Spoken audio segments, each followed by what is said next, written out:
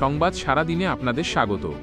রাজ্যে ক্ষমতার পালাবদলের পর থেকেই উত্তপ্ত রাজনৈতিক পরিস্থিতি।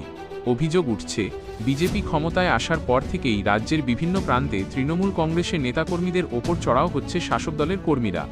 পরিকল্পিতভাবে তাদের দলীয় কার্যালয় টার্গেট করা হচ্ছে। শুধু মারধরই নয়, কর্মীদের বাড়িঘর ভাঙচুর এবং এলাকা ছাড়া করার মতো গুরুতর অভিযোগও সামনে এসেছে।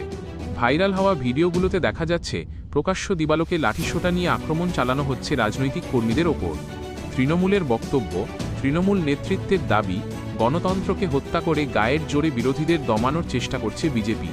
পুলিশ প্রশাসন নির্বিকার। যদিও এই সমস্ত অভিযোগ অস্বীকার করেছে বিজেপি নেতৃত্ব। তাদের দাবি, এগুলো সাধারণ মানুষের পুঞ্জীভূত ক্ষোভের বহিঃপ্রকাশ এবং এর সাথে দলের কোনো যোগসূত্র নেই। উভয় পক্ষের এই দড়ি টানাটানিতে সাধারণ মানুষের নিরাপত্তা এখন বড়সড় প্রশ্নের মুখে। প্রশাসন কি পারবে পরিস্থিতি নিয়ন্ত্রণে আনতে?